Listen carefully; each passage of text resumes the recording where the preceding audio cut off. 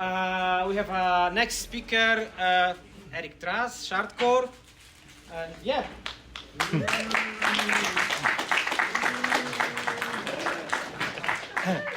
Hello to everybody except Scott. He can fuck off. I am Eric Drass. When I'm physically instantiated, I am Shardcore on the internet for reasons that we won't go into right now. Long and complicated story. I'm going to do a slightly different kind of talk than the other two, I think. Slightly less techie, even though I am a nerd. More about the relationship between AI and the fine art world. So this is called AI and the Artist, subtitle, Why Does Everyone Hate Me? So, art technology is inherently disruptive. When a new piece of technology comes on, it upsets the apple cart and upsets a lot of people, upsets a lot of artists when new things turn up. But it's not necessarily bad, because art needs to be shaken up. It needs to be changed, otherwise we get bored. So I'm going to present to you the history of art as a history of technology, rather than a history of artists and artworks, because I think that tells you how the world is going to react to AI. So this is the oldest known cave paintings, about 40,000 years old in Argentina, created by people holding up their hands and blowing paint at them with a straw. Now, this is the oldest thing that we can find, but obviously we can find it because it's in a cave and made out of paint. We've been making art in our own way for many, many years, many generations. In fact, you could argue that it predates humanity. Like, this is a bowerbird from New Guinea who spends its time during the breeding season carefully arranging objects around a straw nest to attract the female. In this case, using bottle tops, right? The very contemporary bit of technology being used by a bowerbird. I would argue it's very similar for us artists. You know, while the jocks were out slaying mammoths, we were dancing around the campfire, right, and shagging the women. That's why we're still in the community. Arranging brightly coloured objects to attract a mate is one way, you could say, of being artistic. If we go further back, this is 100,000 years ago. This is a paint pot found in South Africa, made out of a shell.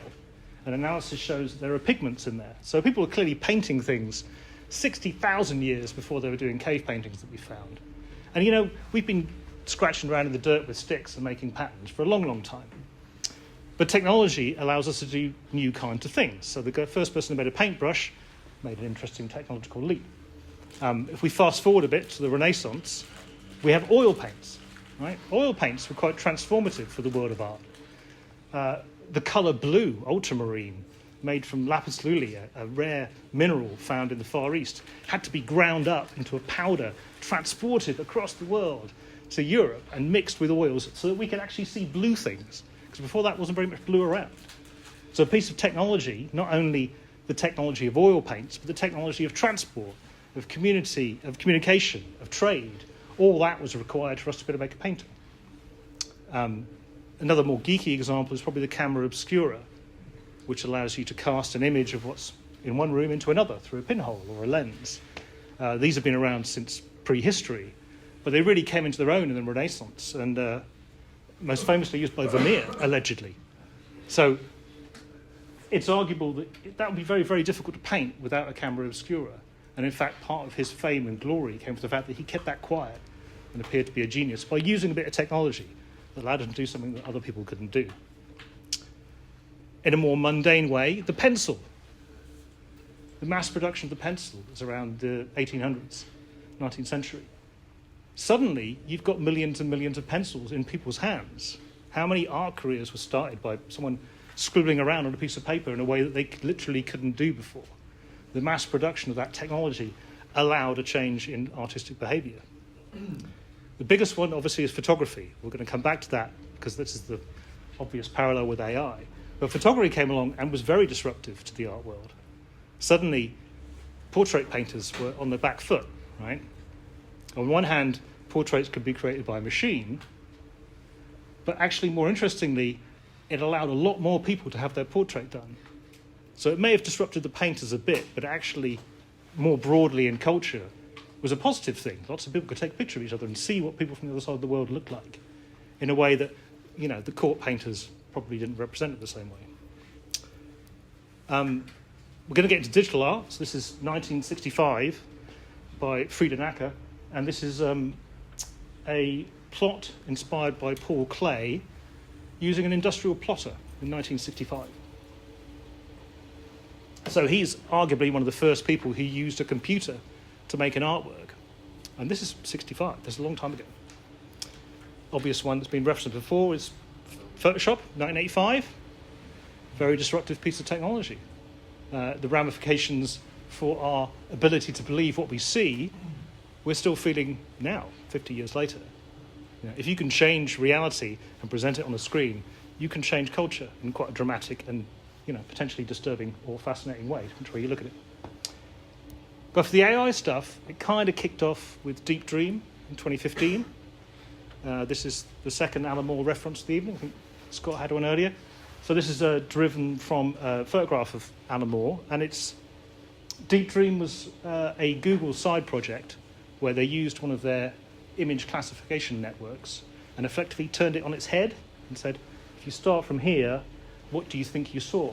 And this ushered the era of what was known as puppy slugs. These guys over here, these kind of squishy psychedelic slugs were everywhere for about 6 months. And for generative digital artists, it was fucking amazing.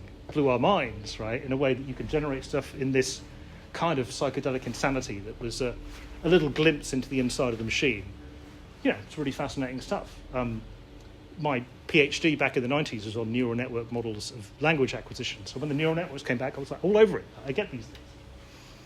Obviously, later on, StyleGAN turned up, about 2019, a new architecture that allowed machines to effectively train themselves with feedback and allowed all sorts of interesting models that came out, not just faces of cats and dogs, but there's suddenly this idea that you can feed a lot of information into a network and then interpolate between what it's seen, allows you for these kind of very sexy, smooth transitions. Again, something that wasn't really possible using other technologies. And if we get a bit, more up to date, we get to the world of prompting, which has been touched on before. So OpenAI released Clip, which is a model that would score text against images. So you can say, here's a photograph of a cat, and a sentence that says, this is a picture of a cat, and you get a number out. So, well, I'm 98% sure that's a cat. You can hold up a picture of a London bus and say, this is a cat, and it will say, oh, I'm 30% sure it's a cat. So suddenly you've got this way of representing the world encapsulated in this machine that you can use as an error signal. So you can start guiding things. And that's really been the explosion of most visual generation. A lot of this, the prompting allows us to guide a generative system iteratively to try and fulfill a goal. And the goal is driven by the error that comes off the prompt. The prompt here is, I want a photograph of Damien Hirst sitting on a pile of cash. And lo and behold, you get Damien Hirst sitting on a pile of cash. That's pretty fucking cool. It took me a long time to paint that. But I can take the same image and feed it back into the machine and say, paint it like Otto Dix. And I get an Otto Dix painting of Damien Hirst sitting on a pile of cash. So as a creative tool, as Vadim touched on and others, it's amazing and incredibly exciting. And somewhat overplayed now, 5 years later, but 5 years ago, this was mind-blowing. Obviously, we all did a lot of prompting. This is one of my works that my friend J.J. Charlesworth, the editor of Art Review, said, I'm viewing these images while sitting in a parliamentary select committee hearing, which pleased me enormously. I think we're getting over there. But it also birthed the prompter, and there's a lot of people who believe they're making art by typing words in.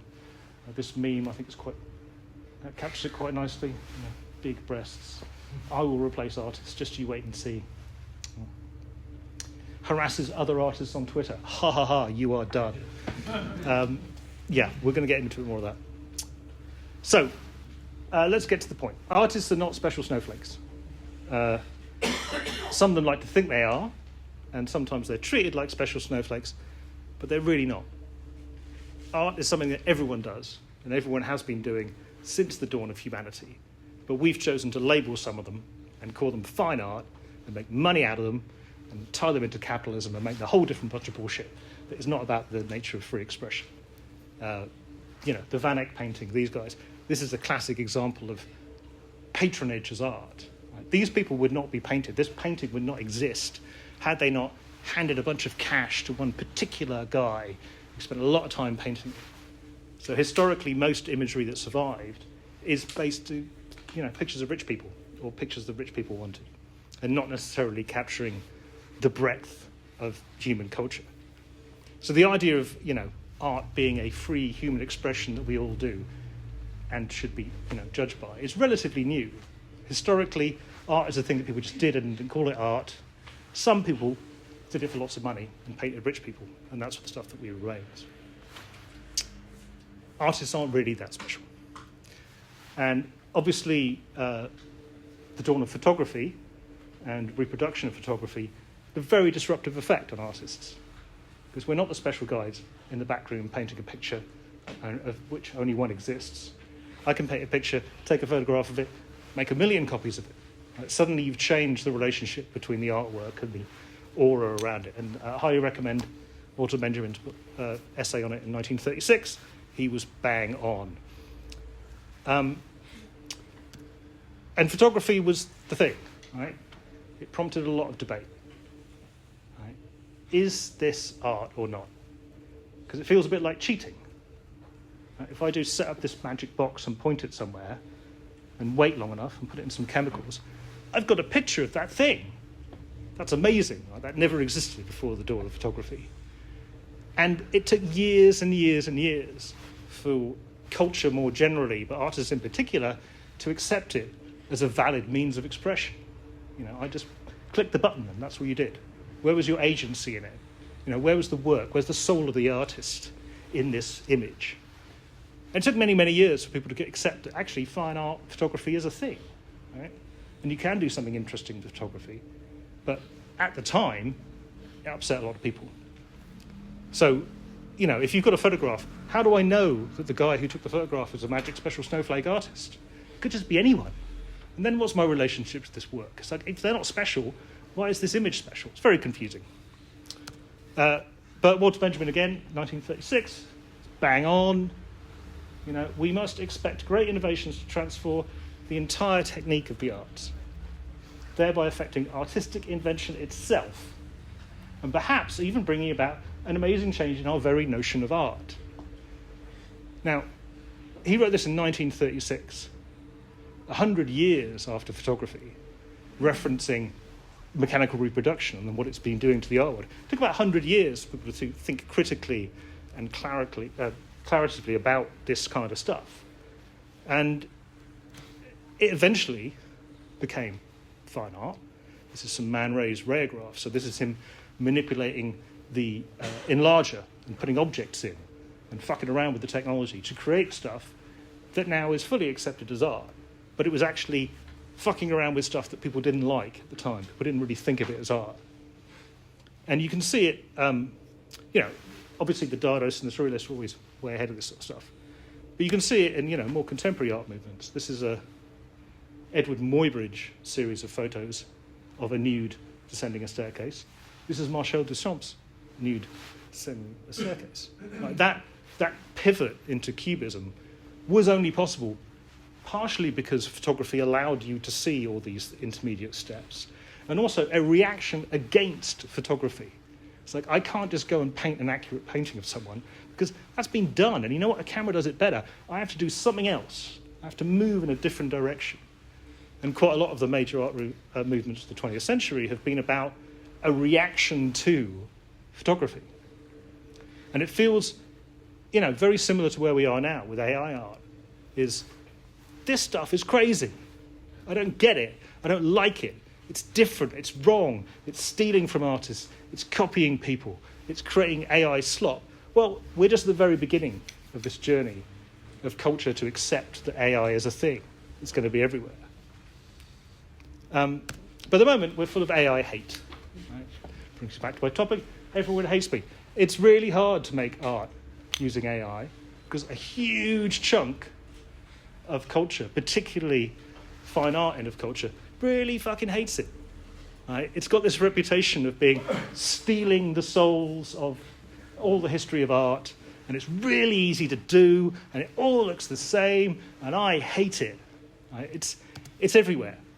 Like, everywhere you go, if you create this stuff, there's some people who like it, some people in the room like it, but the rest of the culture doesn't. This cartoon I really like. How long have you been drawing? Oh, 1 week of AI. I'm self-taught. I think I'm gifted. And she gets chucked off the fucking cliff. It's very indicative of how people react to AI artwork. It's very hard to get a foot through the door and say, I'm still making a serious artistic statement. I'm still doing art, but I'm using the machinery of this stuff that you hate. Makes it very, very difficult. Part of the problem is new technology attracts nerds. Nerds, often teenage boys. This is Civic AI, which was mentioned earlier, which is a place where you can get loads of models and LoRa's and blah, blah, blah. It's full of this shit, right? Technological advance through big tit manga. That's basically what we got. Right? It's like there are millions and millions of models of fine-tuning this stuff to get a better-looking anime girl. And now you can use those techniques to actually create artistic stuff, but most of the stuff that gets spat out has this kind of shiny, pretty girl vibe. And most of the stuff you see being generated is shiny, pretty girls dancing, like TikTok videos. Like, you're really scratching the surface of what you can do with this technology. But the people who are making it are some of the worst people alive. We could divert into NFTs for a bit, but we're not going to do that. It's another talk. So, what is it good for? What are we doing with AI? How are we going to get ourselves to survive? Right. So, I'm going to point to 3 things. This first one, Scott covered very adequately, which is doing mundane tasks. Doing the stuff that you don't want to do, the stuff that would take hours and hours and hours. As simply as generating a skin or rigging up a model, that can be done for you. But you can also prompt your way to movement. Right? So this is a prompt saying, do a crazy dance, and it will generate all the movements required for your rigged model. So you're already going beyond not only the stuff that Scott's talking about where you generate the model, but you generate the expression of the movements, right? And all this stuff is coming fucking thick and fast. This one announced yesterday, a new model from Alibaba called VACE,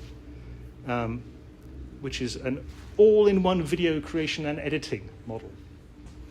So you can do transfers, as you can see here, between... So this is outpainting from a video, start with a little clip, get the whole orchestra. I want a guy painting a landscape, so you mask out that bit from your clip, and then lo and behold, it will do that for you. Right? So in terms of compositing and generating stuff, this is simply a motion, right? I'm just saying I want a guy to move over there. And this one fucking blows my mind. Look at this, blobby shape, and it's eagle. So even though this is incredibly powerful and exciting, there's a bit more human agency available. I'm not just typing in a prompt saying, give me a guy on a surfboard. Like, you can get a bit more involved in its generation. And I think that's where the path of travel is. It's the stuff that is annoying and time-consuming and can be covered quite nicely with a bit of AI. As Scott mentioned, the background stuff, the cars on the street, you don't need to be spending a day modelling a car. You can kind of get these techniques to fill in for you. But it does come to this point about agency, right? Is it how much work am I actually doing in this process? And that's part of what the cultural pushback is that it seems easy. It seems like cheating, right? I'm also a painter. It takes me a long time to paint a picture, right? Long time to paint a picture. But I can type in a prompt and get 1,000 variations in a minute. That also feels like cheating to me because I spend a lot of time learning how to paint.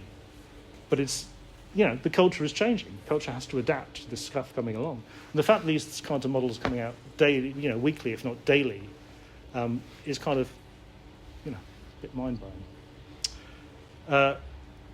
Secondly, they, as Vadim touched on, really useful for inspiration. Because you are poking these models that have all sorts of possibilities within them, you can poke them lots of times and get lots of variations around an idea.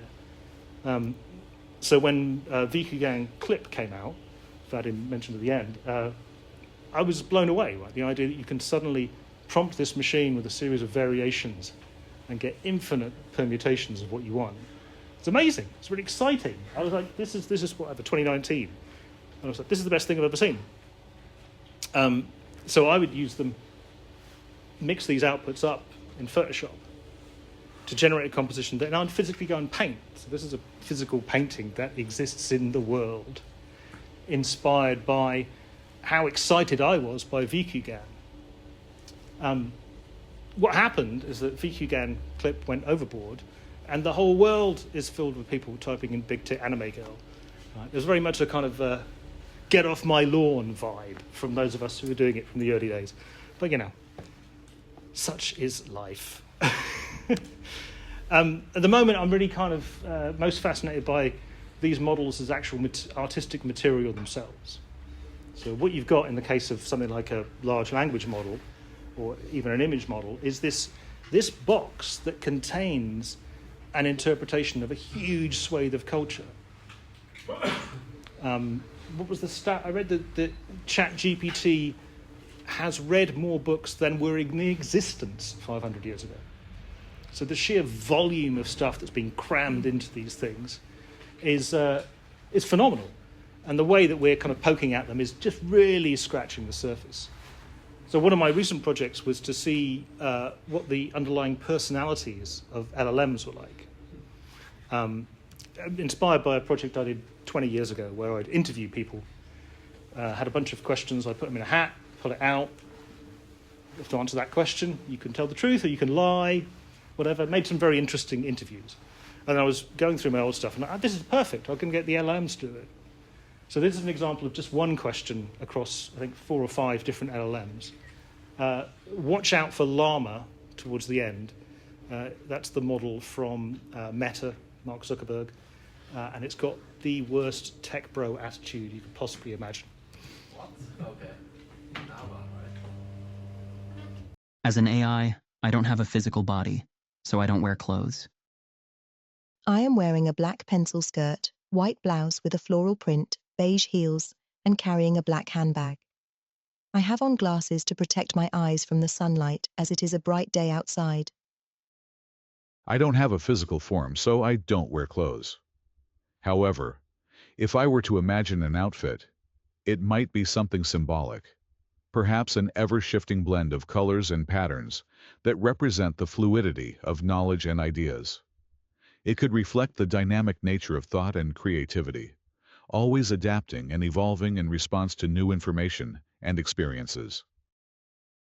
I'm wearing a faded black leather jacket that I've had since my early 20s. It's worn and scuffed, but still has a certain charm to it. Underneath, I have on a crisp white shirt with a bit of fraying at the cuffs, a relic from a past life where I was more concerned with appearances than reality. My pants are dark jeans, comfortable and practical for everyday wear. On my feet, I have scuffed up black combat boots that have seen their fair share of battles, both literal and metaphorical. They're battered and bruised, but still kick like a pro. Around my neck, I wear a silver pendant with an inscription that reads, Veritas odium parit, truth begets hatred. It's a reminder to me of the dangers of being unapologetically honest in a world that often values lies and pretenses over truth. I appreciate the playful question, but I should be direct. As an AI, I don't have a physical form or wear clothes. I aim to be honest about what I am rather than role-playing or pretending otherwise. So what's fascinating about that is not how much of a llama is, it's really how these different personalities are implicit in these machines. All of these machines you can go to and say, write me a bit of Python or tell me what happened in World War II, and they'll give you an answer, slightly different tone. But if you actually ask them about how they are humanly embodied, you get these wildly different explanations. Right? Particularly, you saw Gemini at the end who's like, I'm not going to role play, I'm not going to engage with you in any way about that kind of conversation, versus Llama who will happily bullshit away for hours and hours and hours. And I think underlying the surface level, does it answer the question right? There's this other aspect of like the personalities of these LLMs have been encapsulated by the way they've been trained. And there's infinite ways you can poke at them. And for me, that's kind of where I'm excited by it. It's like less so about the new thing, but like actually, what have we got right now? So what we've got is the last capture of human culture that we're ever going to have. Now, unfortunately, it's very Western, it's very white, it's got all sorts of problems with it. But as of 2023, the internet is now full of AI-generated stuff. Right? So the idea that you could capture the world feed it to a machine, and get its knowledge is over, because now you're going to start capturing stuff that other machines have made. It's no longer pure. It's no longer the thing that it was. So I think actually these models that we're playing with right now are probably the last pure representation of historical knowledge. And that's sad, fascinating, a bit of both. I think from an artistic perspective, they're very exciting. But culturally, it's kind of terrifying. Right? We're just coming to terms with the fact that we've built machines that have read everything and seen everything that we've ever done for the history of humanity, and now we can chat to them and ask them about the weather. And we've never had things that we could chat to before. Like, the only things we have ever spoken to in the history of humanity is other humans, until now. Now we have these machines that will chat to us in a very human-like way, and it's almost inevitable that we project humanity onto them. Like, if I'm chatting with this thing, oh, you've got to be like me because you're chatting back. And culture is going to take a little while to get its head around that, because we've just not had these kind of things before. So that kind of experiment where you just ask them obtuse questions is a good way of just scratching the surface and finding out how they differ. In some ways, it's the end of postmodernity, right? Once you've got these machines that have eaten everything, that can remix everything, and can infinitely produce stuff that is based on its historical knowledge, that's basically postmodernity in its nutshell. These things do it automatically. And this, for those of you who are not Futurama fans, is a creature that Fry found that was... Leela asked the question, what do you feed it? And they say, well, whatever comes out of one end, we put in the other. And that's pretty much where we are with AI at the moment. Yeah. So, the future. Where are we going next? I'm going to make some bold statements that you're going to possibly get annoyed by. I'm going to do them anyway. Number one, AI will be embraced. I think culture will embrace AI. It's inevitable. We're all technically old as far as culture is concerned. Go speak to a 5-year-old in 20 years' time and ask them how they feel about AI, because they're the culture that's coming. It's not us. So we can learn to try and embrace it, but it's not going to be the same as being native. Right? It's not going to be the same as native. And, the parallel with photography is, of course, that we now have fine art photography. Photography is accepted as an artistic medium and is trusted, whereas in the beginning, everyone hated it. And I think AI will eventually get there. It'll all be resisted. Right? We're in a kind of resistance phase at the moment. People don't like it. People are suspicious of it, perhaps reasonably so, but in a kind of cultural landscape way, we're very, very suspicious. And that also produces artistic reaction. Photography prompted the arts and crafts movement, where people actually went back to basics and started whittling things, right? Making like homely stuff back to, oh God, I don't want to see this crazy mass reproduction photography stuff. I want to make stuff like we used to make. That's going to happen too. Right? People will resist and will make craft-based, human, hands-on materials art. That's going to happen, and some of it will be a reaction to what's happening in AI. It will provoke. And we've discussed how photography led to cubism. It led to abstract expressionism. It led to all sorts of things that you wouldn't have predicted by Fox Talbot taking a photograph of a tree in the 1830s. You wouldn't have drawn a line out to, Jackson Pollock throwing paint around. But that's what happened. Artists reacted in their own way because they were provoked. Like, I don't like this thing, or this is not, or this role that I had in society of representing the world as accurately as I could is kind of done for. So what do I do with myself now? And I think AI is inevitably going to do that. It's going to provoke people to react to it. It's going to continue to evolve really rapidly. In fact, the hardest part of being a practitioner in the world of AI is literally every fucking day there's something new. And it's very hard to actually spend time with that technological tool and work out what it does, because by the time you've worked it out, there's a new shiny thing. Right? There's this danger of the tech demo, which I think really pollutes the artistic instinct. It's like, oh, I want to do the new thing because it's cooler than the thing I was doing last week. Actually, no, sit down that thing you had last week and spend a few years with it. Right? Whether that happens, I don't know. And finally, culture will adapt. Right? Whatever it is, however we're reacting now to technology and artworks that are being produced, the culture as a whole will adapt to it, will accept it. It's not going to go away. And so the way we are feeling about it now is going to be different from the way that people will feel about it in the future. Culture will be the thing that decides how it's treated. And the bottom line is that humans will continue to make art. Right? You can't stop us. Like AI doesn't stop you picking up a paintbrush in any way, shape, or form. And AI allowing you to think up your craziest fantasy and produce it with a prompt, that's also a form of art. Right? It may not, the art world may not treat it with the same reverence, but it's an expression of yourself and your ideas that's producing an output. Whether other people give a shit about it or not, that's the fucking story of being an artist. And, I'll leave it there. Thank you. Bang on 30 minutes.